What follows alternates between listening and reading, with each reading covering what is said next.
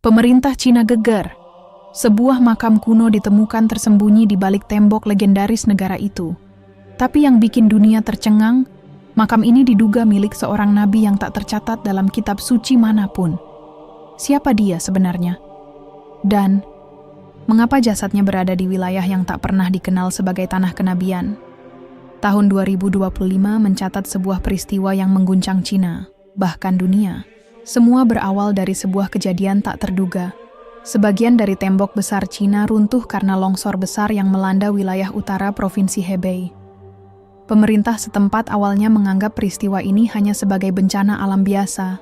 Tim evakuasi dan arkeolog segera dikerahkan untuk mengamankan area reruntuhan, terutama karena lokasi tersebut merupakan bagian penting dari warisan sejarah bangsa.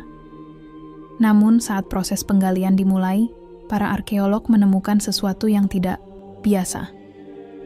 Di balik tumpukan batu besar dan tanah yang menggumpal, mereka menemukan struktur batu besar menyerupai pintu masuk gua. Pintu itu tidak sembarangan. Ada ukiran yang aneh dan tidak biasa bagi gaya arsitektur Tiongkok kuno. Bentuk kaligrafi dan simbol-simbol pada batu itu tidak sesuai dengan budaya lokal. Ketika para ahli bahasa mulai meneliti lebih dalam, mereka terkejut menemukan bahwa ukiran-ukiran itu menggunakan bahasa Arab klasik. Ini jelas membingungkan. Mengapa ada ukiran Arab yang tertanam di balik tembok besar Cina? Sejarah mencatat memang ada hubungan antara dunia Islam dan Cina, tetapi tidak pernah ada bukti sebesar ini. Setelah beberapa hari dilakukan pembersihan dan penelitian awal, tim peneliti mengumumkan bahwa mereka telah menemukan sebuah ruang bawah tanah kuno. Ruangan itu cukup besar, dipenuhi ornamen batu yang telah termakan usia, dan di tengahnya terdapat satu batu nisan besar dengan tulisan Arab yang masih cukup jelas terbaca. Tulisan itu berbunyi, "Hamba Allah yang terpilih, utusan di antara para utusan telah kembali kepadanya. Dia dikenal oleh kaum-kaumnya sebagai orang benar, sabar, dan tak pernah menyekutukan Allah." Di bagian bawah nisan itu tertulis nama dalam bahasa Arab, Zulkifl. Kabar ini segera menyebar ke pusat pemerintahan di Beijing. Tim gabungan yang terdiri dari arkeolog nasional, ahli sejarah, serta pejabat dari Kementerian Budaya dan Warisan Sejarah turun langsung ke lokasi. Pemerintah awalnya berusaha merahasiakan penemuan ini karena khawatir menimbulkan gejolak. Tapi seperti yang bisa ditebak, informasi ini bocor ke publik. Seorang anggota tim penggalian yang merekam video singkat lokasi makam secara diam-diam mengunggahnya ke internet. Video itu memperlihatkan nisan yang dikelilingi batu-batu tua dengan kaligrafi Arab, serta para peneliti yang kebingungan dan berdiskusi serius di lokasi. Video ini meledak. Dalam hitungan jam, platform-platform sosial media di Cina dan internasional penuh dengan spekulasi. Tagar bertuliskan Ejon Nabi di Cina menjadi tren di berbagai belahan dunia. Jutaan orang membicarakannya, baik dari kalangan muslim maupun non-muslim. Para ahli sejarah dari berbagai negara memberikan pendapat mereka. Sebagian skeptis, sebagian lagi menganggap ini sebagai momen besar dalam sejarah Islam dan dunia. Yang paling mengejutkan adalah reaksi dari masyarakat Cina sendiri. Warga mulai berdatangan ke lokasi, bahkan dari provinsi-provinsi yang jauh. Mereka ingin melihat langsung apa yang terjadi. Banyak dari mereka bukan muslim, tapi rasa penasaran membawa mereka ke sana. Beberapa bahkan mengatakan bahwa mereka merinding ketika berdiri di depan makam itu. Ada yang mengaku merasa damai, ada pula yang mengaku seperti dipanggil oleh sesuatu yang tidak bisa dijelaskan. Di sisi lain, komunitas muslim di Cina yang selama ini hidup di bawah tekanan, merasa tersentuh dan sekaligus terlindungi. Penemuan ini menjadi penguat bagi mereka bahwa ajaran yang mereka imani memiliki jejak sejarah yang dalam bahkan di tanah yang begitu jauh dari pusat dunia Islam. Dalam hitungan minggu, ribuan umat muslim dari berbagai negara pun mulai berdatangan. Pemerintah Cina akhirnya tak bisa menutupi informasi ini lebih lama. Mereka mengadakan konferensi pers dan secara resmi mengakui bahwa mereka menemukan sebuah makam yang sangat tua dengan ciri khas budaya Islam. Mereka belum menyatakan dengan pasti bahwa itu adalah makam seorang nabi. tetapi menyebutnya sebagai makam tokoh suci dari Timur Tengah, yang diduga datang ke Cina pada masa sangat awal. Namun di kalangan umat Islam, tidak butuh waktu lama untuk menghubungkan nama Zulkifl yang tertulis di batu nisan dengan Nabi Zulkifl, salah satu nabi yang disebut dalam Al-Quran. Sebagian ulama dari Timur Tengah, Turki dan Indonesia pun menyatakan bahwa kemungkinan besar ini memang makam beliau. Apalagi sejarah mencatat bahwa Nabi Zulkifl dikenal sebagai nabi yang sangat sabar. Dan menurut sebagian riwayat, beliau wafat di wilayah yang jauh dari Palestina, meski tidak disebut secara spesifik di mana. Kondisi di lokasi makam kini berubah drastis. Pemerintah Cina terpaksa menutup sementara area tersebut karena lonjakan pengunjung yang luar biasa. Namun, hal itu tidak menghentikan umat Islam untuk berdatangan, bahkan jika hanya untuk berdiri di kejauhan dan berdoa. Banyak yang menangis, banyak pula yang bersujud syukur. Yang menarik, setelah kejadian ini, terjadi peningkatan tajam dalam minat warga Cina terhadap Islam. Pusat-pusat informasi Islam di Beijing, Guangzhou, dan Urumqi mulai dipenuhi orang-orang yang ingin tahu lebih banyak. Mereka mulai bertanya siapa Nabi Zulkifl, apa yang diajarkan, dan mengapa makamnya bisa ada di tanah Cina. Tak sedikit pula yang akhirnya memutuskan untuk bersyahadat. Dalam sebulan pertama sejak berita ini mencuat, tercatat lebih dari 3.000 orang Cina secara terbuka menyatakan diri masuk Islam. Bahkan ada yang berasal dari kalangan akademisi, pengusaha, hingga pejabat pemerintahan daerah. Fenomena ini terus meluas. Media-media internasional mulai menyoroti bagaimana Islam bangkit kembali di Cina. Bukan karena dakwah yang masif, tapi karena sebuah kejadian yang tidak bisa dijelaskan dengan logika biasa. Para tokoh Islam menyebut ini sebagai tanda kebesaran Allah yang sengaja ditampakkan di saat dunia sedang berada dalam krisis iman dan identitas. Penemuan makam yang diyakini sebagai milik Nabi Zulkifl mulai menimbulkan efek berantai. Pemerintah Cina awalnya berharap situasi akan tenang dengan menutup akses ke lokasi dan membatasi informasi. Tapi yang terjadi justru sebaliknya. Tekanan dari masyarakat dunia, terutama dari negara-negara mayoritas Muslim, terus meningkat. Banyak yang mendesak agar situs itu dibuka untuk penelitian internasional dan dijaga secara profesional sebagai situs sejarah penting umat manusia. Di tengah tekanan itu, pemerintah Cina akhirnya mengeluarkan keputusan mengejutkan. Mereka membuka kerjasama dengan para arkeolog dan sejarawan dari luar negeri, terutama dari Timur Tengah dan Asia Tenggara. Delegasi dari Mesir, Turki, Arab Saudi, Indonesia, dan Pakistan diundang langsung untuk meneliti makam tersebut bersama tim Cina. Langkah ini dianggap sebagai upaya untuk meredam opini dunia sekaligus mengamankan hubungan diplomatik. Saat tim internasional tiba di lokasi, penelitian langsung dimulai secara intensif. Mereka membawa peralatan modern, pemindai tanah, teknologi pencitraan 3D, hingga alat analisis karbon untuk meneliti usia batu nisan dan benda-benda yang ditemukan di sekitarnya. Dari hasil awal, batu nisan dan ruang bawah tanah diperkirakan telah berusia lebih dari 2.100 tahun, lebih tua dari masa dinasti Qin yang membangun tembok besar Cina. Yang membuat mereka terpaku adalah kesesuaian informasi dari batu nisan dengan kisah Nabi Zulkifl dalam beberapa sumber Islam klasik. Nama-nama yang terukir di sisi batu mengacu pada generasi sebelumnya yang dikenal dalam tradisi keturunan para nabi. Salah satu potongan kaligrafi berbunyi, "Aku adalah hamba dari Bani Israel, dijanjikan kesabaran, dan aku memegangnya sampai akhir." Selain itu, ditemukan pula gulungan tua yang sudah nyaris hancur. Dengan bantuan teknologi canggih, beberapa bagian teks berhasil dibaca.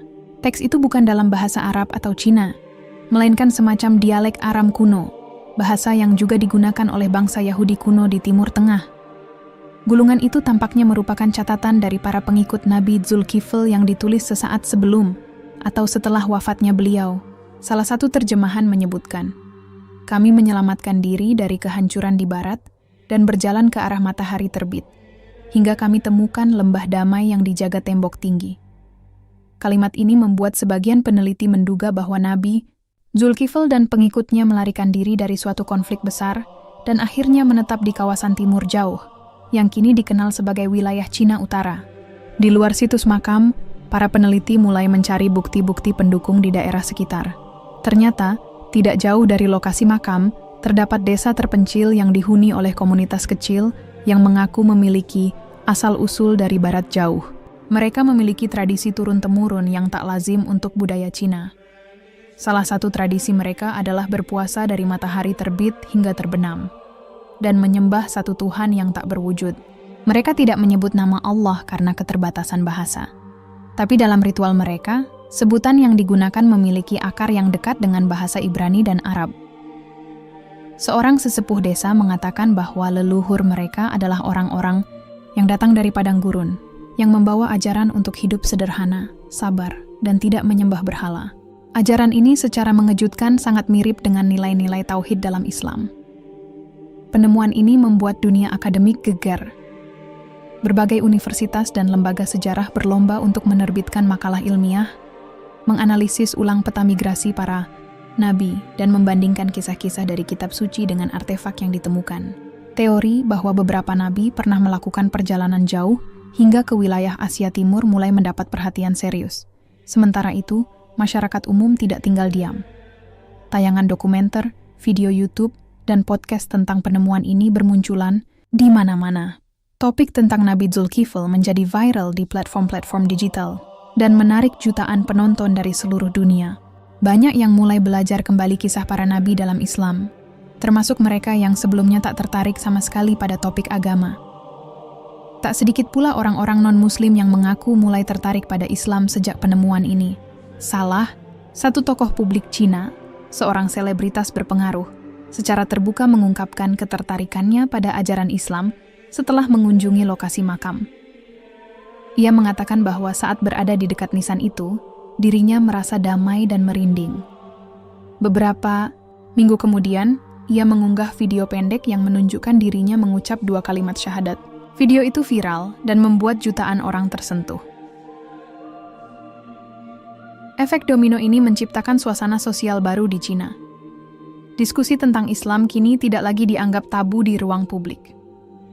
Beberapa sekolah bahkan mulai memasukkan pelajaran tentang sejarah agama dunia secara lebih terbuka. Meski masih banyak tekanan politik, suara-suara yang menyerukan toleransi dan keterbukaan semakin kuat.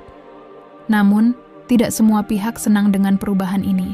Beberapa kalangan ultranasionalis mulai menyebarkan teori konspirasi bahwa penemuan makam ini adalah rekayasa pihak asing. Mereka menuduh negara-negara Islam mencoba menyusupkan pengaruh melalui jalur sejarah.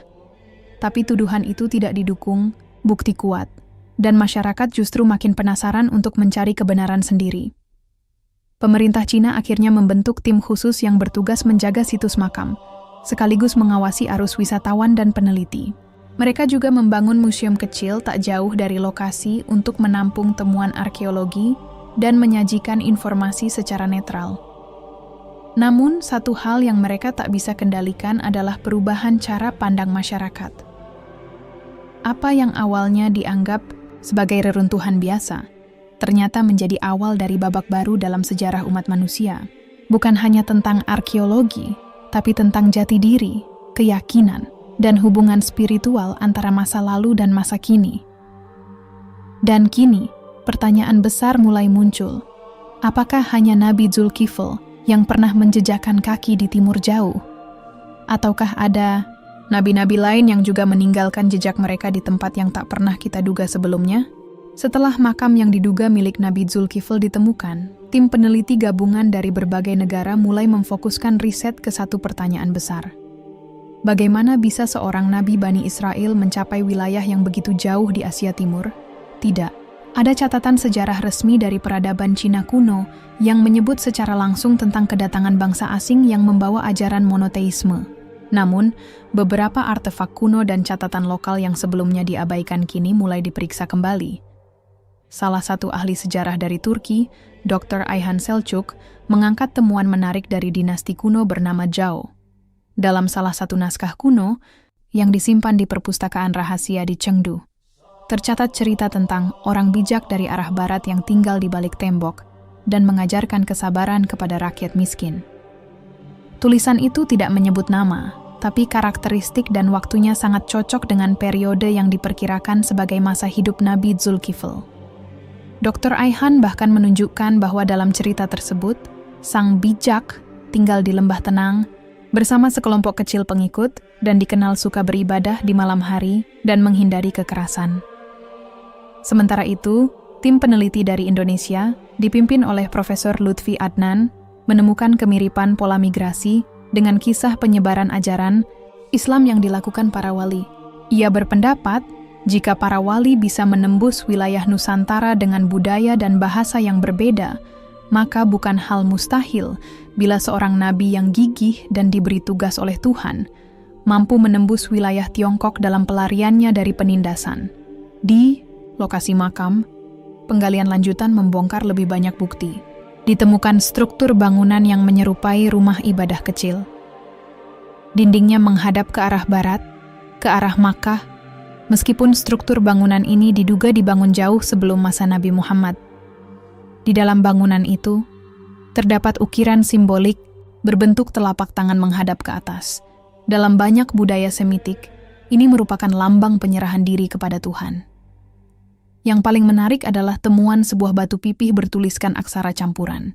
Di tengahnya tertulis dalam huruf mirip Ibrani. Dia tidak pernah marah dan tidak pernah mengkhianati janjinya kepada Tuhan. Para ahli meyakini ini merujuk pada sifat Nabi Zulkifl, yang dikenal sebagai sosok sabar dan setia pada janji, seperti disebut dalam Al-Quran.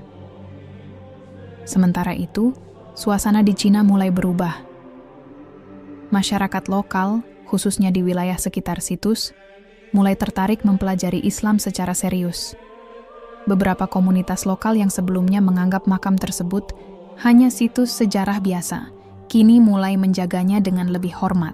Mereka membersihkan area sekitar, membuat jalur jalan yang aman, dan bahkan mendirikan pusat informasi kecil untuk wisatawan. Pemerintah Cina yang awalnya ragu, mulai menyadari bahwa mereka tidak bisa terus bersikap defensif.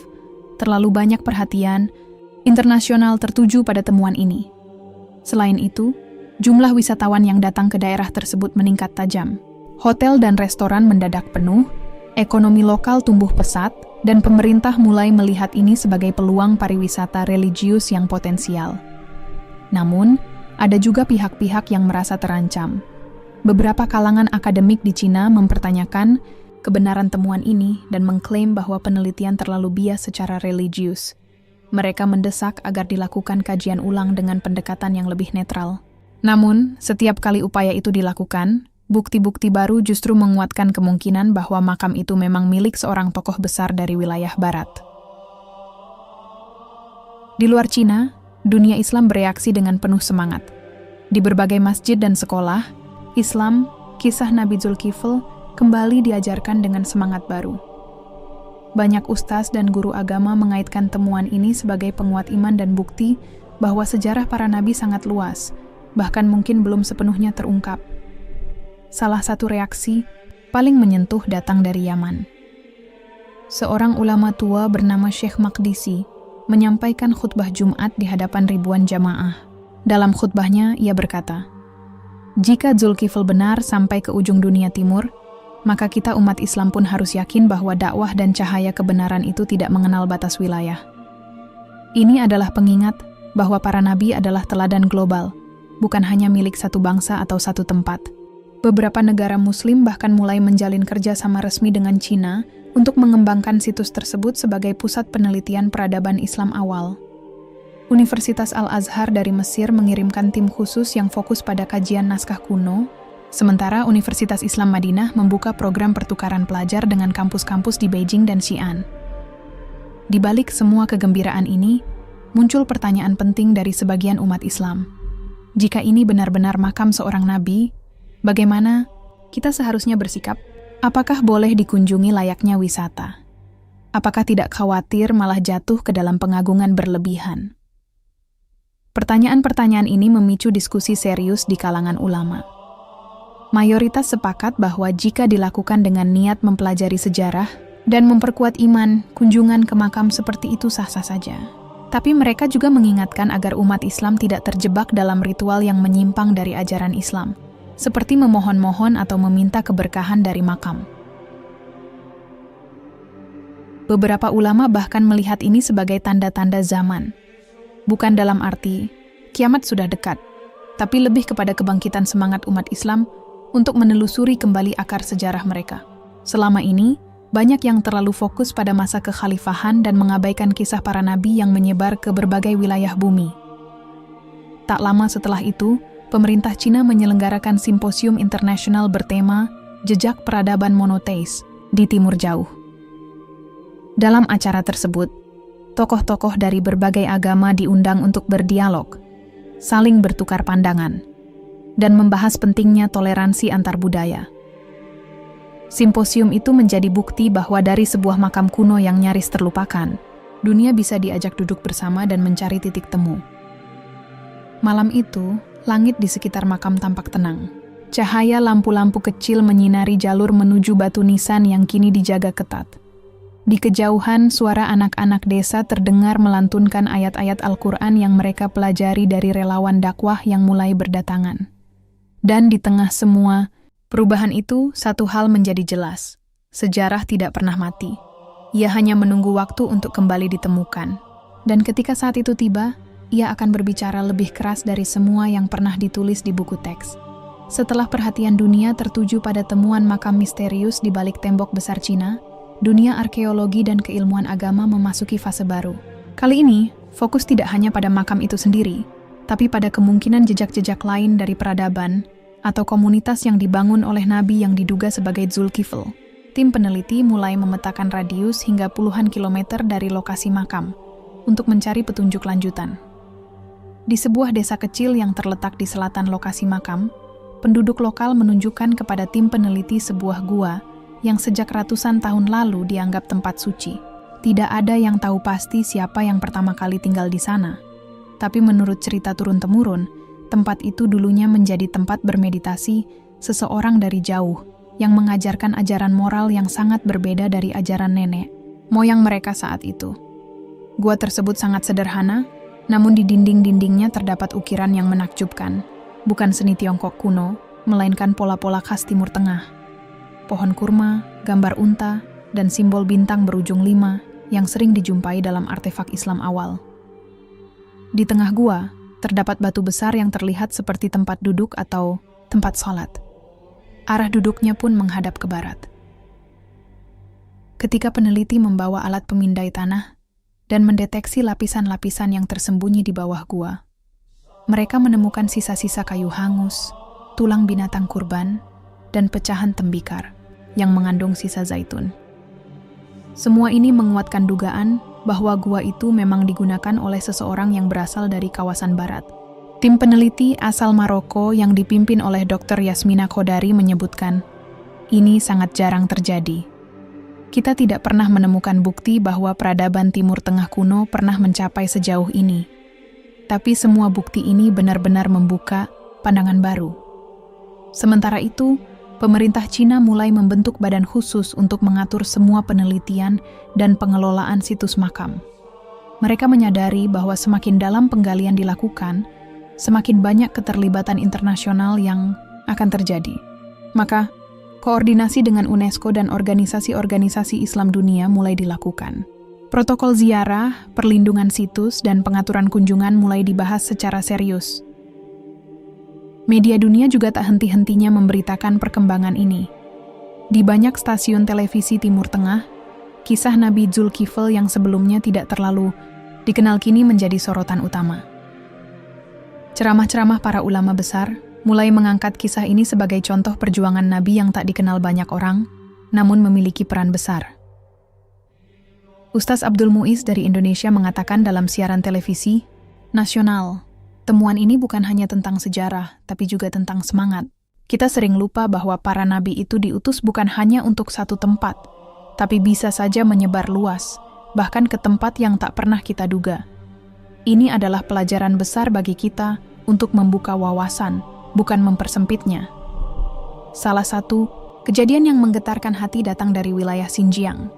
Di sebuah madrasah lokal yang selama ini sangat tertutup, tiba-tiba seorang remaja penghafal Quran bernama Mali membaca sebuah ayat yang menyebutkan Zulkifl, dan ia menangis.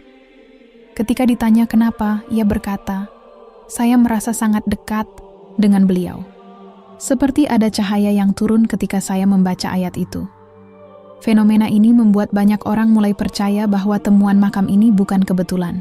Beberapa ulama bahkan menyebutnya sebagai cara Allah menunjukkan bahwa kebenaran akan selalu muncul, bahkan jika harus menunggu ribuan tahun. Namun demikian, para pemimpin Islam tetap mengingatkan agar umat tidak terjebak pada euforia atau fanatisme lokasi. Inti dari semua ini adalah mengambil ibrah, bukan sekadar berbangga. Dalam waktu bersamaan, ada penolakan dari kelompok ekstremis yang merasa bahwa temuan ini adalah bagian dari rekayasa global untuk melemahkan nilai-nilai tradisional Islam. Namun, argumen-argumen mereka dengan cepat dibantah oleh bukti-bukti ilmiah yang muncul, termasuk kesaksian ahli sejarah non-Muslim yang menyatakan temuan ini valid dan terverifikasi. Beberapa waktu kemudian, ditemukan naskah lain yang ditulis dalam bahasa campuran antara Persia kuno dan bahasa lokal. Naskah itu menjelaskan bahwa seorang utusan dari barat mengajarkan kesabaran dan tidak menyembah dewa-dewa. Dia menyuruh kami menyembah Tuhan satu-satunya dan berkata bahwa setelahnya akan datang nabi terakhir dari bangsa Arab. Kalimat terakhir ini membuat geger semua peneliti. Jika benar, ini adalah pengakuan bahwa nabi yang dimakamkan tersebut sudah menyampaikan nubuat akan datangnya Nabi Muhammad jauh sebelum masa kenabian dimulai. Beberapa sarjana menyebut bahwa ini bisa jadi menjadi titik temu antara sejarah para nabi dan lintasan geopolitik spiritual dunia. Jika benar bahwa seorang nabi dari Bani Israel pernah tinggal di Cina, maka peta dakwah dunia perlu ditinjau ulang. Dunia Islam tidak lagi hanya memusat di Timur Tengah, tapi bisa mencakup wilayah timur jauh seperti Tiongkok dan sekitarnya. Pemerintah Cina akhirnya memutuskan membangun museum khusus yang menceritakan kisah penemuan ini, lengkap dengan bukti-bukti, arkeologis, dokumentasi penelitian, dan ruang khusus untuk pemahaman lintas agama. Museum ini tidak memaksakan keyakinan, namun membuka dialog antara sains dan iman. Kini, makam yang tadinya sunyi telah menjadi tempat refleksi spiritual dan ilmu, pengetahuan. Ribuan orang datang bukan hanya untuk melihat batu nisan, tapi untuk merenung tentang sejarah yang terkubur begitu lama. Dan dari balik tanah yang diam, dunia akhirnya mulai mendengar kembali suara seorang nabi yang selama ini dilupakan. Suara tentang kesabaran, keikhlasan, dan janji kepada Tuhan yang tak pernah ia langgar. Pasca dibukanya museum khusus dan meningkatnya perhatian internasional terhadap makam yang diyakini sebagai makam seorang nabi, pemerintah Cina mengundang berbagai tokoh lintas agama, sejarawan, dan arkeolog ternama dari berbagai negara untuk menghadiri sebuah simposium terbuka di Beijing. Tujuannya bukan sekadar memamerkan temuan, tapi mempertemukan berbagai perspektif dalam semangat kolaborasi keilmuan dan pemahaman antar budaya. Di antara para undangan, hadir pula Dr. Hasan Al-Baidawi dari Mesir, seorang pakar tafsir yang sudah menulis puluhan buku tentang sejarah para nabi dalam Al-Quran. Ia hadir bersama timnya yang terdiri dari ahli filologi, antropolog, dan ilmuwan teknologi pemetaan digital. Ketika diperlihatkan rekaman visual, artefak dari gua, serta naskah kuno yang baru-baru ini berhasil diterjemahkan sebagian, Dr. Hasan terlihat sangat terharu. Jika ini benar-benar peninggalan dari Nabi Zulkifl, maka ini salah satu penemuan paling penting dalam sejarah Islam modern, katanya. Simposium itu tidak hanya menampilkan presentasi, tetapi juga menjadi ruang diskusi terbuka.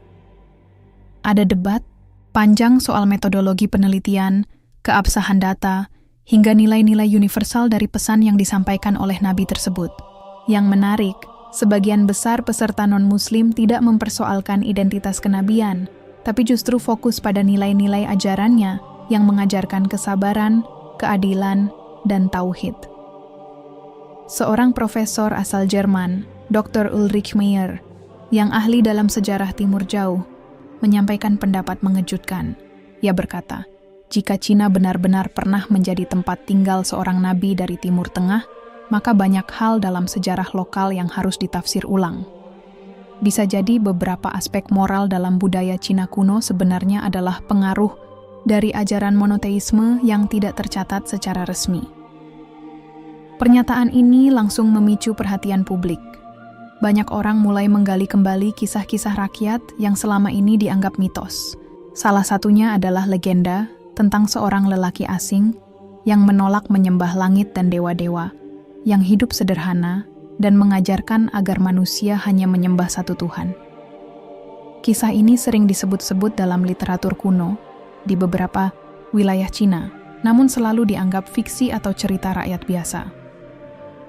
Bahkan, ada naskah kuno di perpustakaan kuno Dunhuang yang menceritakan tentang seorang bijak berjubah coklat dari barat yang datang dan mengajarkan puasa, kejujuran, dan tidak menyembah berhala. Para ahli bahasa mengaitkan deskripsi itu dengan karakteristik nabi-nabi dari Bani Israel, termasuk Zulkifl. Sementara itu, di luar forum ilmiah, suasana spiritual juga mulai terasa di kalangan masyarakat. Banyak warga Cina, baik muslim maupun non-muslim, mulai datang ke wilayah makam hanya untuk duduk tenang, merenung, dan membaca ulang kisah-kisah para nabi. Mereka tidak datang untuk beribadah, tapi untuk mencari kedamaian batin. Fenomena ini menciptakan arus wisata religi yang tidak pernah terjadi sebelumnya di negara itu. Di satu sisi, pemerintah Cina menghadapi tantangan. Mereka harus menjaga keseimbangan antara mengelola situs bersejarah dengan sensitivitas agama, menjaga keamanan, dan tetap menghormati ideologi negara. Namun, seiring waktu, pendekatan mereka mulai melunak. Bahkan, dalam sebuah pernyataan resmi, seorang juru bicara Kementerian Budaya menyatakan, "Kami tidak melihat ini sebagai promosi agama, tapi sebagai bagian dari warisan sejarah umat manusia yang layak dihormati." Tak lama setelah itu, sebuah lembaga riset internasional melakukan penggalian tambahan di sisi timur makam. Di sana, mereka menemukan artefak yang diyakini sebagai milik para pengikut Nabi tersebut. Ada catatan dalam batu yang berbunyi, "Kami datang bersamanya dari negeri jauh. Ia tidak pernah marah, tidak pernah lalai, dan selalu menepati janji. Ia mengajarkan kami bersabar dan berserah diri kepada Tuhan yang satu." Tulisan ini semakin memperkuat argumen bahwa Nabi tersebut tidak datang sendiri. Ia mungkin membawa sekelompok kecil pengikut dari wilayah asalnya. Mereka bisa jadi adalah pelarian, pengembara, atau utusan rahasia yang diutus Tuhan ke bagian dunia yang belum tersentuh ajaran tauhid. Para arkeolog dan sejarawan menyebut mereka sebagai komunitas Zulkifl. Pada saat yang sama, beberapa peneliti Muslim mulai mengaitkan peristiwa ini dengan tafsir-tafsir klasik. Dalam kitab-kitab tafsir lama, memang ada catatan bahwa Zulkifl hidup di luar wilayah Bani Israel pada satu fase hidupnya. Ada pula tafsir yang menyebut ia berhijrah ke negeri yang jauh dari Syam.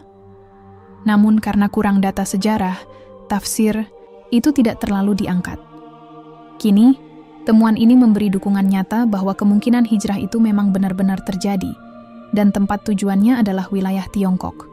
Tidak sedikit pula yang mulai menyusun penelitian lanjutan untuk menggali kemungkinan adanya pengaruh ajaran Zulkifl terhadap pemikiran Konfusius atau filsafat Taoisme awal.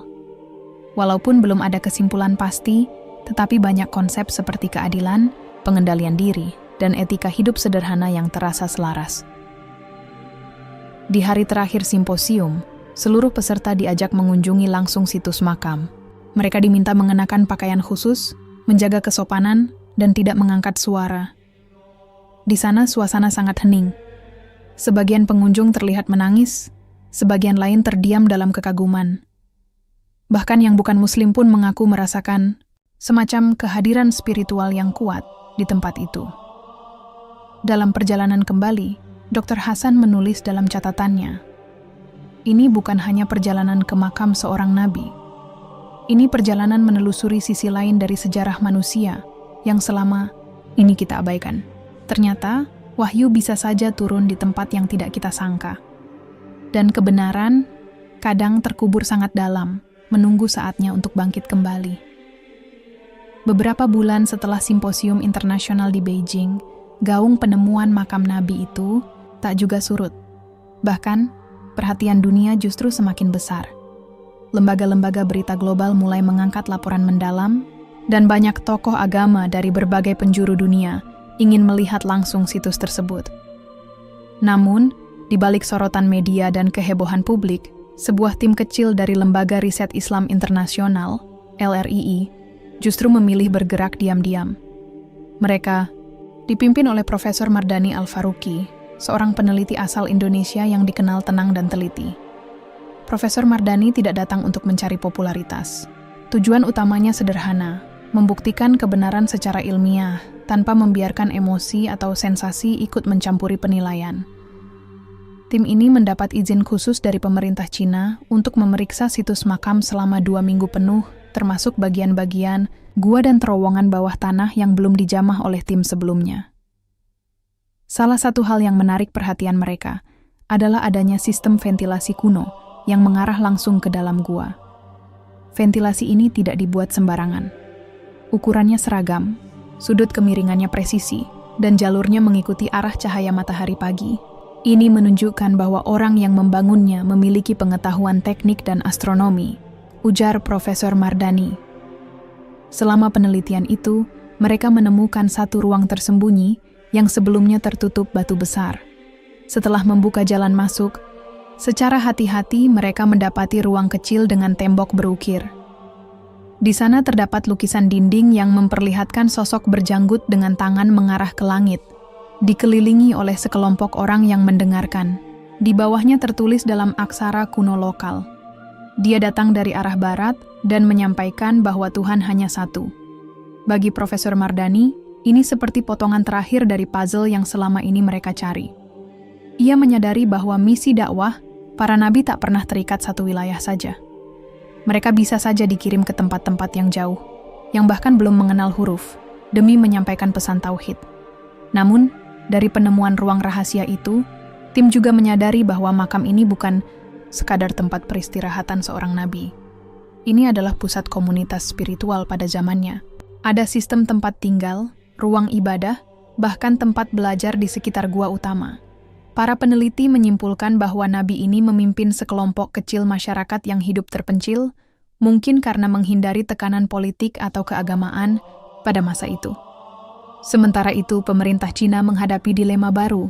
Di satu sisi, mereka tidak ingin situs ini menjadi pusat kegiatan keagamaan yang meluas, mengingat aturan ketat yang berlaku di negara tersebut.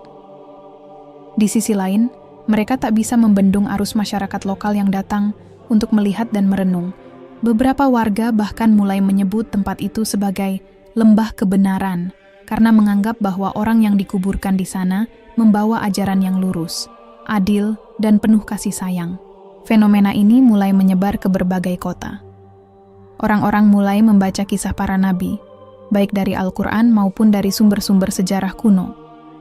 Di perpustakaan dan toko buku, buku-buku tentang Zulkifl, nabi-nabi Bani Israel, dan sejarah monoteisme mulai laris manis. Bahkan, banyak pemuda Tiongkok yang sebelumnya tidak tertarik dengan agama, kini mulai menggali ajaran tauhid. Salah satu yang paling viral di media sosial adalah testimoni dari seorang pemuda ateis bernama Zhong Wei. Ia menulis, "Saya datang ke situs itu hanya karena penasaran.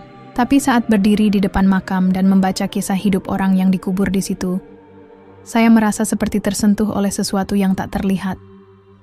Ia tidak punya kekuatan militer, tidak punya kerajaan, tapi ajarannya tetap hidup hingga hari ini.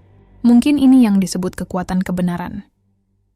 Kesaksian Zhong Wei itu mendapat jutaan like dan dibagikan ke seluruh dunia. Banyak netizen dari luar Cina memberikan komentar positif. Mereka menyebut bahwa ini adalah pertanda bahwa dunia kini mulai haus akan spiritualitas yang murni, bukan yang dipolitisasi atau diperalat. Namun, di tengah semua euforia itu, muncul juga gelombang penolakan dari kelompok-kelompok tertentu. Beberapa pihak ekstrem menganggap penemuan ini sebagai upaya mengislamisasi sejarah. Mereka menyebarkan narasi tandingan bahwa situs itu hanyalah makam orang bijak lokal, bukan nabi. Mereka juga menuduh para peneliti dari dunia Islam sebagai penyusup yang membawa agenda tersembunyi. Menanggapi hal ini, Profesor Mardani hanya tersenyum. "Kami datang bukan untuk mengubah keyakinan siapapun. Kami hanya meneliti. Jika hasil penelitian kami tidak disukai, itu bukan masalah. Tapi jangan biarkan ketakutan menghalangi kebenaran ilmiah," katanya kepada salah satu stasiun televisi. Sikap tenang dan ilmiah seperti itulah yang membuat Profesor Mardani mendapat banyak dukungan. bahkan dari kalangan akademisi Cina sendiri. Sejumlah profesor lokal yang sebelumnya skeptis mulai berubah pikiran setelah melihat bukti-bukti fisik dan catatan sejarah yang diungkapkan dengan transparan. Dalam pertemuan penutup bersama pejabat Kementerian Kebudayaan, Profesor Mardani memberikan laporan lengkap tentang hasil penelitiannya.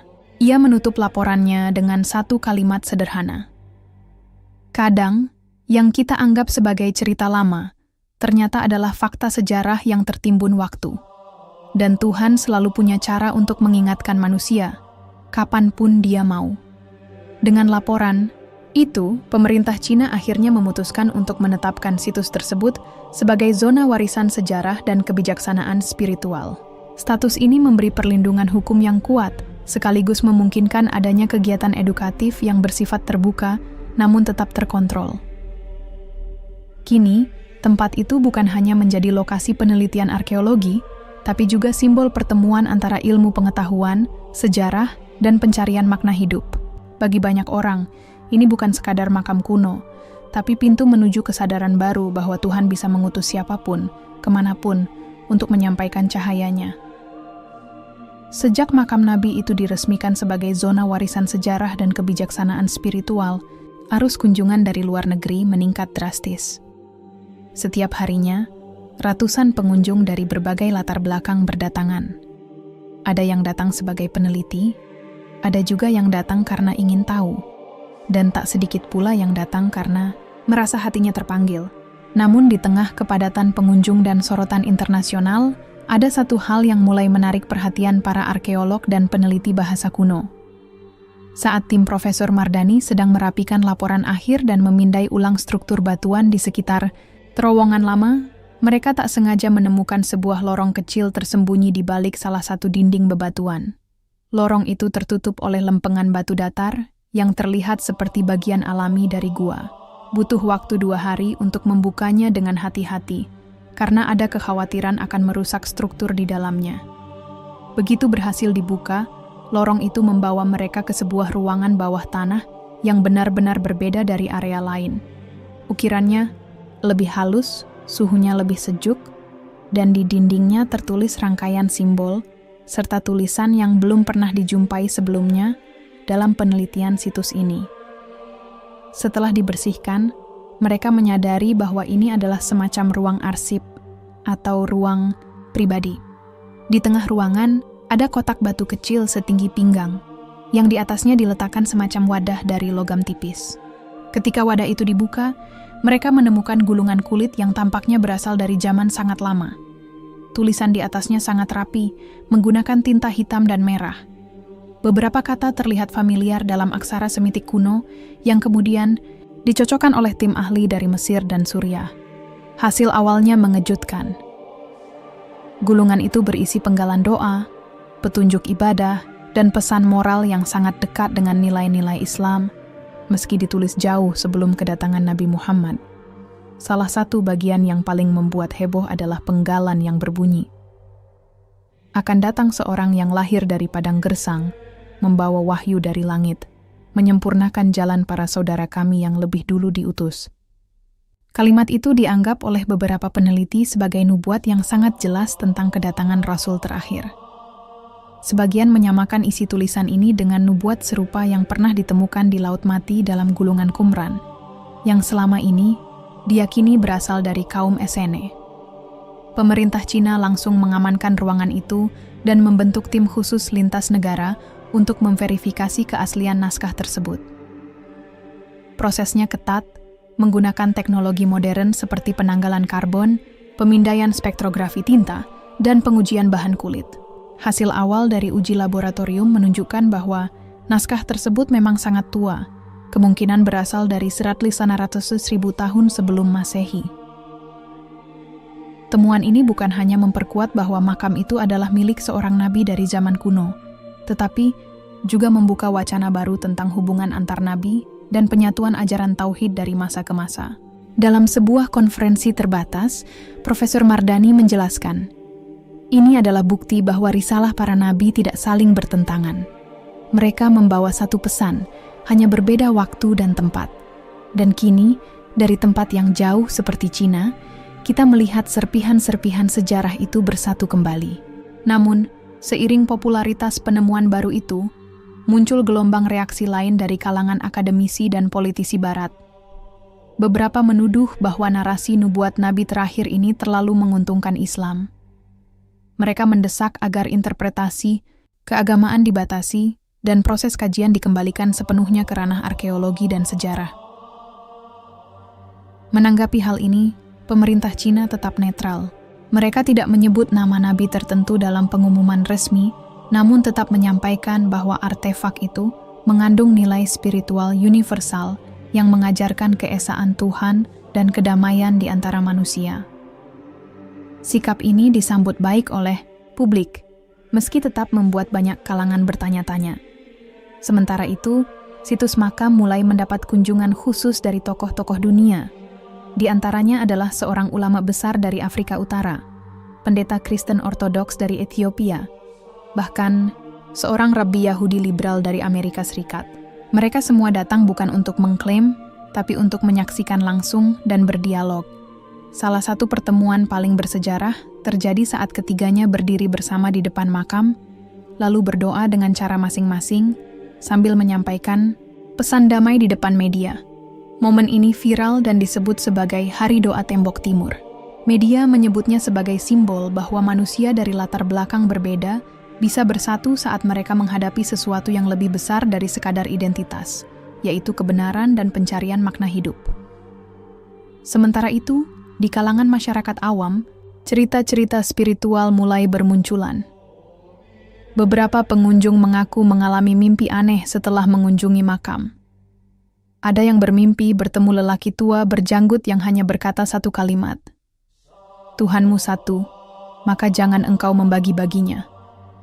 Meski kisah-kisah ini sulit diverifikasi secara ilmiah, namun makin memperkuat aura spiritual situs tersebut. Di sisi lain, muncul gerakan-gerakan diskusi dan komunitas kecil di kota-kota besar Cina. Mereka mulai mengkaji kembali sejarah spiritual nenek moyang mereka, bahkan mulai membuka percakapan tentang konsep ketuhanan dalam kehidupan modern. Ada yang menyebut ini sebagai gelombang baru kesadaran ruhani di Timur. Di akhir masa penelitian tahap kedua, Profesor Mardani membuat satu catatan penting dalam laporannya. Yang terkubur di lembah sunyi itu bukan hanya jasad seorang nabi, tapi juga pesan yang selama ini dilupakan dunia, bahwa manusia harus kembali pada nilai dasar penciptaan, menyembah Yang Esa, berbuat adil, dan hidup dalam damai. Meski dunia mulai menaruh perhatian serius pada situs makam nabi yang ditemukan di sekitar tembok besar Cina, ada satu hal yang belum selesai. Siapa sebenarnya nabi yang dimakamkan di sana? Pertanyaan ini menggantung di benak semua orang. Para arkeolog, teolog, dan sejarawan dari berbagai negara mulai menyusun kemungkinan berdasarkan teks kuno, analisis geografis, dan catatan-catatan sejarah. Tim dari Turki bahkan membawa manuskrip Ottoman yang menyebut tentang seorang nabi dari timur jauh yang tinggal di antara dua gunung, dekat dengan negeri Raja Besar. Meski deskripsinya masih samar, sebagian mengaitkannya dengan kisah Zulkarnain, tokoh yang disebut dalam Al-Quran sebagai pemimpin besar yang pernah membangun tembok pelindung dari makhluk perusak bernama Ya'juj dan Ma'juj. Namun, hipotesis itu masih terlalu jauh. Tidak ada bukti kuat bahwa yang dimakamkan di situs tersebut adalah Zulkarnain. Maka, para peneliti mencoba pendekatan yang lebih hati-hati. Mereka menyusun daftar para nabi yang dikenal dalam sejarah agama-agama Samawi, khususnya yang memiliki kaitan dengan wilayah timur atau kawasan non-Arab. Dalam proses itu, muncullah satu nama yang perlahan mulai disebut-sebut, Nabi Khidr. Sosok ini sangat misterius. Dalam tradisi Islam, Khidr dikenal sebagai hamba Allah yang diberi ilmu langsung darinya, seorang yang tak pernah disebut secara langsung sebagai nabi dalam Al-Quran, namun jelas memiliki status sangat tinggi di sisi Allah. Ia pernah bertemu dengan Nabi Musa dalam kisah yang unik, menunjukkan tindakan-tindakan yang tak bisa dipahami oleh logika biasa, tetapi semuanya memiliki hikmah mendalam. Beberapa teks kuno dari Timur Tengah menyebut bahwa Khidr memiliki hubungan erat dengan wilayah-wilayah jauh di timur. Dalam beberapa tradisi Sufi, Bahkan disebut bahwa Khidr bisa hadir di berbagai tempat dalam waktu yang berbeda, seolah ia tidak terikat oleh ruang dan waktu. Hal ini membuat identitasnya semakin misterius. Namun, kembali pada makam itu, para ahli mengumpulkan lebih banyak petunjuk. Salah satu panel batu di ruang bawah tanah yang ditemukan sebelumnya memiliki gambar sungai yang mengalir di bawah dua gunung. Di atasnya tertulis dalam aksara kuno, semacam syair. Ia datang dari barat menuju timur. Ia tidak wafat karena usia, tapi karena perintah Tuhan. Ia berdiam untuk menanti waktu, tapi waktu telah memilih untuk mengakhirinya. Kalimat ini membuat diskusi makin hangat. Sebagian menilai itu merujuk pada sosok yang diabadikan oleh Tuhan untuk sebuah tugas panjang, lalu akhirnya meninggal setelah tugasnya selesai. Apakah ini merujuk pada Khidr atau pada nabi lainnya? Sementara diskusi terus berkembang, pemerintah Cina mengizinkan pembukaan bagian bawah makam untuk pertama kalinya. Selama ini hanya area luar dan ruang tengah yang dibuka untuk umum dan penelitian.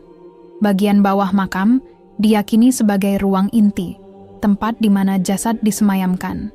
Pembukaan itu dilakukan sangat hati-hati, dengan protokol ilmiah dan spiritual. Tim dari Tiongkok bekerja sama dengan peneliti Muslim dari Mesir, Turki, dan Indonesia. Mereka melakukan penyucian tempat terlebih dahulu, lalu membuka ruangan inti dengan membaca doa dalam 3 bahasa, Arab, Mandarin, dan Inggris. Begitu pintu besi tua yang tersembunyi itu dibuka, ruangan kecil tampak sangat sederhana. Tidak mewah, tidak megah. Di tengahnya terdapat balok batu putih dengan posisi miring, seolah menjadi simbol tidur panjang. Di sisi batu itu, terdapat potongan kain yang mulai rapuh, namun memiliki sulaman emas dengan kalimat Arab kuno. La ilaha illallah. Semua orang terdiam. Tak ada suara, hanya desahan napas kagum dan rasa tak percaya. Seorang tokoh agama asal Indonesia yang ikut menyaksikan pembukaan itu hanya berbisik lirih, "Subhanallah, ini bukan sekadar makam. Ini tempat yang menyimpan cahaya zaman." Pemerintah Cina kemudian mengeluarkan pernyataan resmi bahwa situs ini akan dijadikan pusat peradaban lintas agama. Mereka menyebutnya Pusat Damai Tembok Timur. Pusat ini akan menjadi tempat riset, tempat ibadah lintas keyakinan, serta museum spiritual yang mengangkat nilai-nilai ketauhidan, kebijaksanaan, dan perdamaian. Namun, tak semua pihak menyambut baik. Sebagian tokoh dari kalangan ateis komunis mengkritik langkah pemerintah, menganggap proyek itu terlalu memberi ruang pada kepercayaan dan dogma. Tapi suara masyarakat jauh lebih kuat. Mereka menyambut baik karena situs itu menjadi tempat refleksi, bukan pemaksaan keyakinan. Banyak pemuda Cina yang awalnya apatis, kini mulai tertarik belajar sejarah keagamaan mereka dan bertanya tentang makna hidup lebih dalam. Sementara itu, dari luar negeri, seruan mulai muncul agar situs ini diakui UNESCO sebagai warisan dunia. Mereka menilai bahwa makam Nabi tersebut memiliki dampak besar terhadap spiritualitas global, bukan hanya umat Islam. UNESCO menyambut baik inisiatif ini, namun meminta kajian lebih lanjut dan dokumentasi lengkap. Tim Profesor Mardani menutup laporan tahap ketiga dengan kalimat yang kemudian dikutip di banyak media internasional. Siapapun yang dimakamkan di sini, ia bukan milik satu agama. Ia adalah milik manusia yang mencari kebenaran, cahaya, dan jalan pulang. Beberapa minggu setelah pembukaan ruang inti makam, publik internasional mulai menunjukkan reaksi yang lebih serius. Berbagai media besar dunia mengangkat berita ini sebagai topik utama. Di Timur Tengah, para cendekiawan Islam menyelenggarakan konferensi khusus bertajuk Warisan Para Nabi dan Penemuan Abad Ini. Di Eropa dan Amerika, diskusi panel bermunculan di kampus-kampus terkemuka, membahas kemungkinan dampak dari penemuan makam ini terhadap narasi sejarah dunia. Sementara itu, pemerintah Cina menghadapi dilema baru. Situs makam ini kini menjadi magnet ziarah spiritual, tidak hanya bagi umat Muslim, tetapi juga orang-orang dari berbagai latar belakang kepercayaan. Setiap hari, ribuan orang datang ke situs tersebut. Ada yang datang dengan penuh kekaguman, ada yang datang untuk mencari makna hidup, dan tak sedikit pula yang datang hanya karena penasaran. Namun jumlah pengunjung yang terus meningkat mulai mengganggu kestabilan lokasi. Lalu lintas tersendat, desa-desa sekitar mulai berubah jadi pusat komersial dadakan, dan pemerintah setempat khawatir jika kawasan itu kehilangan nuansa sakralnya. Karena itu, pemerintah pusat membentuk sebuah badan khusus bernama Lembaga Pelestarian Makam Timur. Badan ini bertugas mengatur arus kunjungan, menetapkan tata tertib kawasan suci, dan membatasi kegiatan komersial yang bisa mencemari nilai spiritual tempat tersebut. Mereka bekerja sama dengan para ulama dan pemuka agama untuk memastikan bahwa lokasi tetap dijaga dengan penuh hormat. Salah satu keputusan penting yang diambil badan ini adalah pembentukan zona khusus hening. Zona ini berada tepat di sekitar area makam dan hanya boleh dimasuki oleh mereka yang benar-benar berniat beribadah atau merenung. Tidak boleh ada kamera, tidak boleh ada percakapan keras, dan tidak ada siaran langsung di area ini. Aturannya ketat, namun justru membuat kawasan makam terasa damai. Di balik layar, tim Profesor Mardani melanjutkan riset mereka. Mereka mulai meneliti naskah-naskah kuno yang tersimpan di perpustakaan-perpustakaan tersembunyi di Asia Tengah dan Timur. Beberapa dari naskah itu berisi cerita rakyat yang selama ini dianggap mitos, namun kini terlihat seperti potongan-potongan puzzle yang mulai menyatu. Salah satu naskah yang menarik perhatian berasal dari dinasti Tang. Naskah itu menyebut seorang pria asing berwajah Timur Tengah yang datang dari barat dan tinggal di kawasan pegunungan. Ia disebut sebagai orang cahaya dari surga. Pria itu tinggal di antara masyarakat lokal dan dikenal membawa ilmu tentang Tuhan Yang Esa. Ia mengajarkan nilai kejujuran, kesederhanaan, dan amal kepada sesama. Menariknya, naskah itu menyebutkan bahwa pria tersebut tidak diketahui asal-usulnya secara pasti. Namun saat ia wafat, langit di atas desa tempat tinggalnya menjadi gelap selama 3 hari. Hal ini membuat masyarakat saat itu percaya bahwa ia bukan orang biasa. Meski tidak secara eksplisit menyebut nama, banyak ahli mulai yakin bahwa cerita ini berkaitan dengan makam yang ditemukan. Bahkan ada asumsi bahwa pria misterius itu mungkin adalah seorang nabi yang tidak disebut dalam kitab-kitab suci yang dikenal saat ini. Kemungkinan itu memperluas cakrawala pemahaman bahwa mungkin lebih banyak nabi yang diutus ke wilayah timur, namun tidak tercatat dalam sejarah mainstream. Dalam Al-Quran sendiri disebutkan bahwa Allah mengutus rasul ke setiap umat, dan tidaklah kami mengutus seorang rasul pun melainkan dengan bahasa kaumnya, agar ia dapat memberi penjelasan kepada mereka. Kisah Ibrahim 4. Maka tidak menutup kemungkinan bahwa wilayah Cina pun pernah mendapat utusan dari Allah, namun hilang dari rekam sejarah karena pergantian dinasti, invasi, atau pembakaran dokumen-dokumen kuno. Sementara diskusi terus berlanjut, muncul kelompok-kelompok spiritual baru yang menganggap makam tersebut sebagai titik kebangkitan kesadaran dunia. Beberapa dari mereka mulai membuat tafsir-tafsir sendiri. Bahkan ada yang mencoba menghubungkan temuan ini dengan ramalan-ramalan kuno tentang akhir zaman. Pemerintah Cina dengan tegas menyatakan bahwa mereka tidak mendukung teori ekstrem atau kultus apapun yang mencoba memanfaatkan situs makam ini untuk kepentingan kelompok tertentu. Situs itu harus tetap menjadi tempat ilmiah dan spiritual yang bersih dari spekulasi liar. Di tengah situasi yang makin kompleks, Profesor Mardani membuat satu keputusan besar. Ia mengundang sejumlah pemuka agama dunia untuk berkumpul langsung di situs makam. Undangan ini diterima oleh para tokoh Muslim, Kristen, Yahudi, Buddha, dan bahkan pemimpin spiritual dari agama-agama lokal Cina seperti Tao dan Konfusianisme. Pertemuan itu berlangsung dalam suasana tenang dan penuh rasa hormat. Tidak ada debat, tidak ada klaim kebenaran tunggal. Yang ada hanyalah upaya bersama untuk memahami apa yang sebenarnya terjadi di balik penemuan ini. Dalam forum itu, Profesor Mardani menyampaikan satu kalimat yang membuat banyak orang terdiam. Kita semua sedang berdiri di depan sebuah pintu sejarah yang terbuka sedikit demi sedikit. Mungkin bukan untuk menjawab semua pertanyaan, tapi untuk mengingatkan kita bahwa manusia tidak pernah sendiri di dunia ini. Forum lintas agama itu menghasilkan satu deklarasi damai. Deklarasi Cahaya Timur, berisi komitmen untuk menjaga situs makam tersebut sebagai warisan bersama, bukan milik satu bangsa atau agama. Semua pihak sepakat untuk mendukung riset lanjutan, menghormati tempat suci itu, dan menjadikan lokasi tersebut sebagai simbol kesatuan umat manusia dalam mencari kebenaran. Setelah deklarasi damai lintas agama diumumkan, situasi di sekitar makam mulai berubah arah. Tempat itu tidak lagi dianggap sekadar situs kuno atau objek wisata spiritual. Ia berubah menjadi pusat perhatian dunia dalam bidang ilmu pengetahuan, keagamaan, dan diplomasi budaya. Namun bersamaan dengan itu, muncul juga tekanan dari berbagai pihak yang tidak nyaman dengan arah perkembangan ini. Beberapa kelompok konservatif dari berbagai agama mulai menyuarakan kekhawatiran. Mereka menilai bahwa keterlibatan lintas agama dalam situs yang diduga sebagai makam seorang nabi justru akan menimbulkan kekacauan akidah.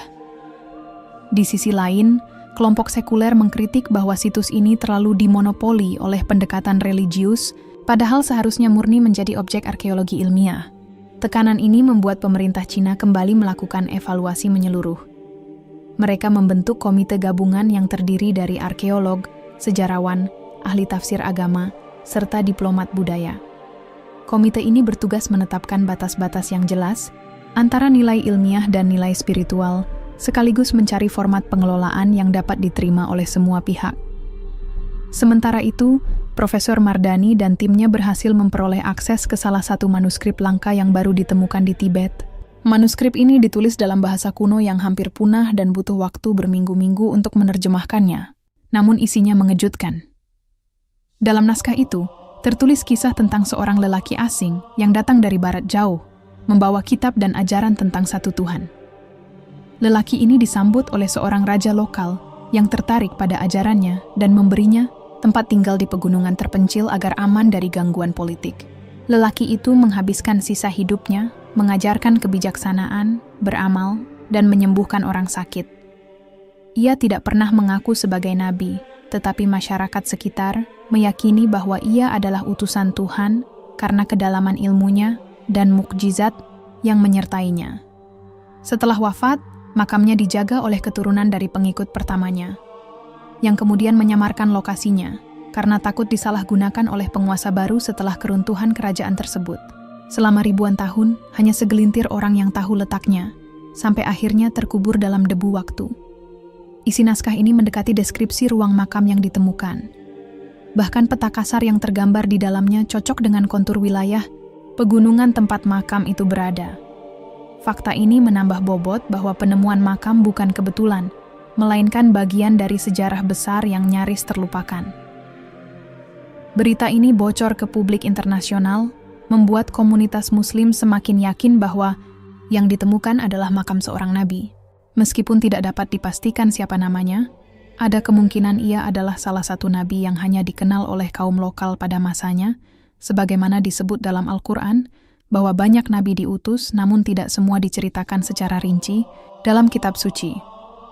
Di tengah antusiasme itu, muncul seorang peneliti independen dari Iran bernama Dr. Rahmat Yazdi. Ia membawa sudut pandang baru yang cukup menggugah. Menurutnya, makam ini bisa jadi adalah milik Nabi Dzulqarnain, figur yang dalam Al-Quran dikenal sebagai pemimpin besar dan pembangun tembok besar untuk menahan Ya'juj dan Ma'juj.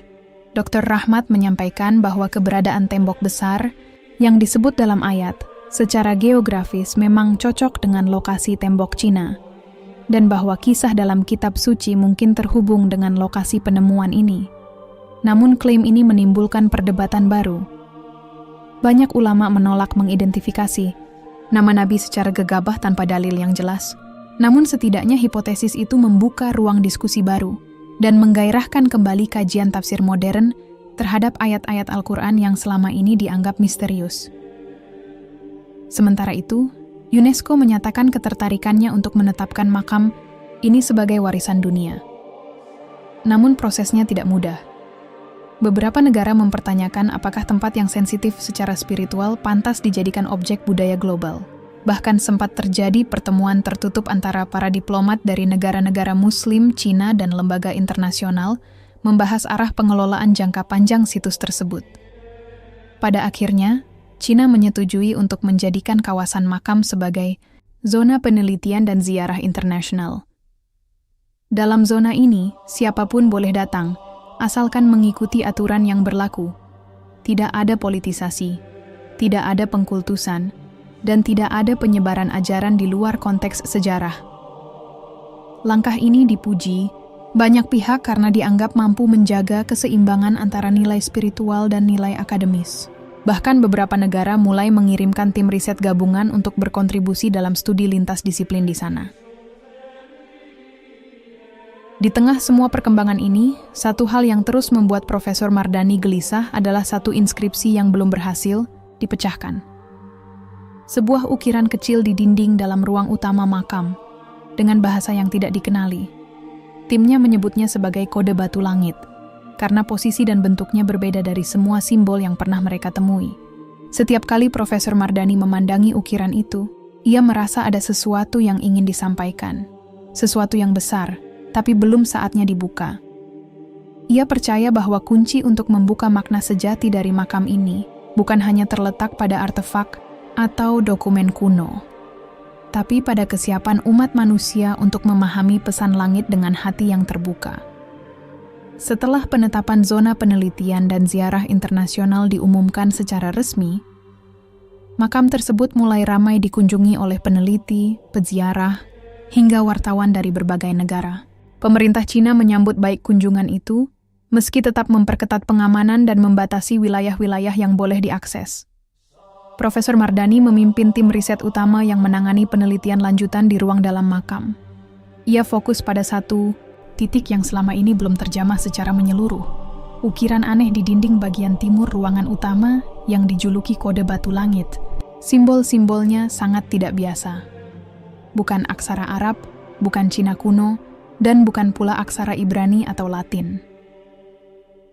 Pemeriksaan awal menunjukkan bahwa simbol tersebut dibuat dengan teknik ukir presisi tinggi dan menggunakan alat logam keras yang belum bisa ditentukan jenisnya. Beberapa karakter terlihat seperti gabungan geometri dan gambar sederhana. Ada yang menyerupai matahari, bulan sabit, dan bahkan pola bintang segi 8 yang dihubungkan garis melingkar. Karena tidak ada referensi langsung, tim memutuskan untuk memindai seluruh dinding dengan teknologi fotogrametri dan pemindaian 3D. Data itu dikirim ke beberapa pusat analisis bahasa kuno di Turki, Pakistan, Jerman, dan Qatar untuk dicocokkan. Namun hasilnya nihil. Tak satu pun basis data mengenali pola tulisan tersebut. Beberapa ahli menduga bahwa ini adalah bentuk komunikasi kuno yang belum pernah ditemukan sebelumnya. Mungkin berasal dari komunitas kecil yang menyimpan ajaran secara rahasia. Di saat para ahli sibuk mengumpulkan teori, Profesor Mardani mengalami kejadian aneh. Suatu malam saat ia lembur sendirian di ruang kontrol penelitian, ia merasa seperti mendengar suara samar dari dalam makam. Suara itu tidak jelas, seperti desisan angin bercampur bunyi gema. Namun setiap kali ia mencoba merekamnya, tidak ada yang terekam. Bahkan sensor gerak dan mikrofon ruangan menunjukkan nihil aktivitas. Ia mencoba menepis hal itu sebagai efek lelah dan stres. Namun yang membuatnya semakin bingung adalah sebuah mimpi yang datang 3 malam berturut-turut. Dalam mimpi itu, ia berada di tengah gurun, melihat seseorang berjubah putih berdiri di kejauhan. Sosok itu tidak bicara, hanya menunjuk ke arah langit, lalu ke dinding batu yang retak. Di malam ketiga, mimpi itu terasa sangat nyata. Ia terbangun dengan keringat dingin dan rasa ingin tahu yang luar biasa terhadap dinding makam bagian timur, tempat ukiran aneh itu berada. Ia memutuskan untuk kembali menyelidikinya secara langsung. Kali ini, ia membawa alat pengukur frekuensi elektromagnetik. Anehnya, saat ia mendekatkan alat itu ke dinding tempat ukiran berada, sensor berbunyi, ada medan magnetik yang tidak wajar. Tidak besar, tapi konsisten. Ia mencatatnya dan mulai menggali lebih lanjut. Keesokan harinya, ia berdiskusi dengan seorang ilmuwan muda dari Kazakhstan, Dr. Amina Yelena, yang memiliki latar belakang astrofisika, sekaligus penguasaan terhadap bahasa kuno Asia Tengah. Mereka mulai menyusun hipotesis bahwa mungkin ukiran itu bukan bahasa biasa, melainkan peta atau penanda astronomi.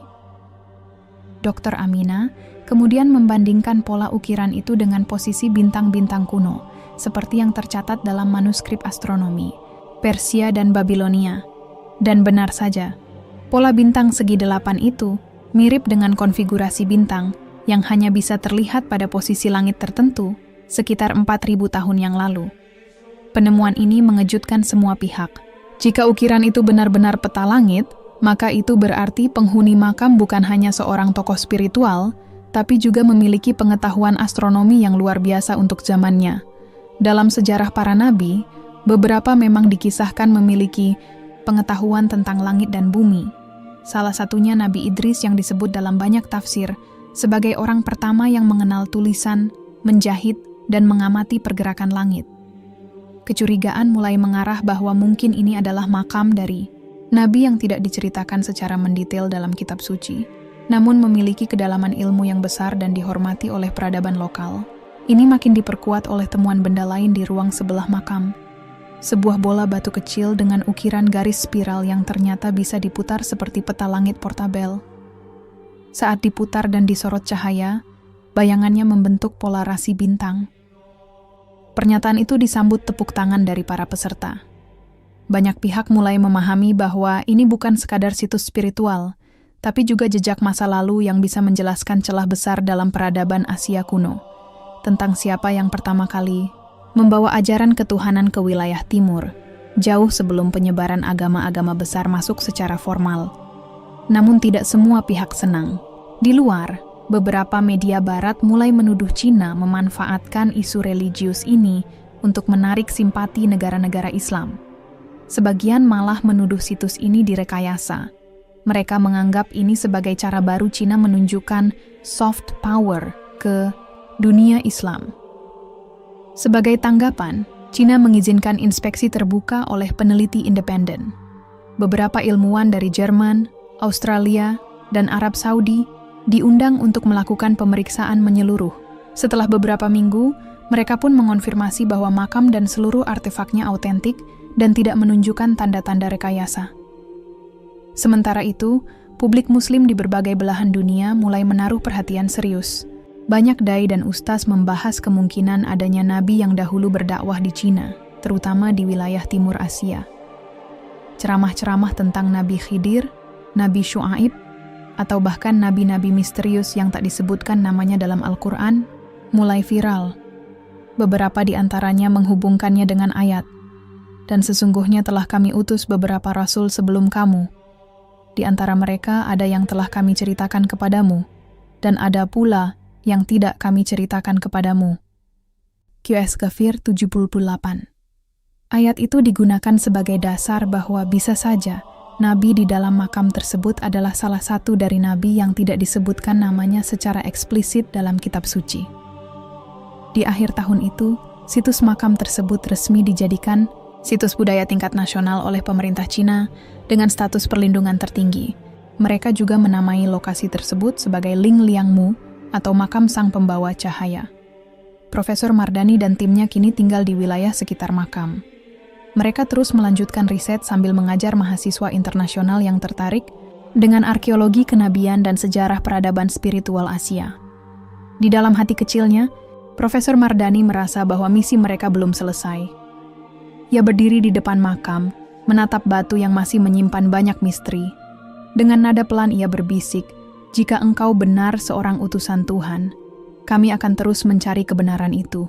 Dunia berhak tahu siapa engkau sebenarnya." Dan mungkin jawabannya akan datang di waktu yang tepat. Pernyataan itu disambut tepuk tangan dari para peserta. Banyak pihak mulai memahami bahwa ini bukan sekadar situs spiritual, tapi juga jejak masa lalu yang bisa menjelaskan celah besar dalam peradaban Asia kuno, tentang siapa yang pertama kali membawa ajaran ketuhanan ke wilayah timur, jauh sebelum penyebaran agama-agama besar masuk secara formal. Namun tidak semua pihak senang. Di luar, beberapa media barat mulai menuduh Cina memanfaatkan isu religius ini untuk menarik simpati negara-negara Islam.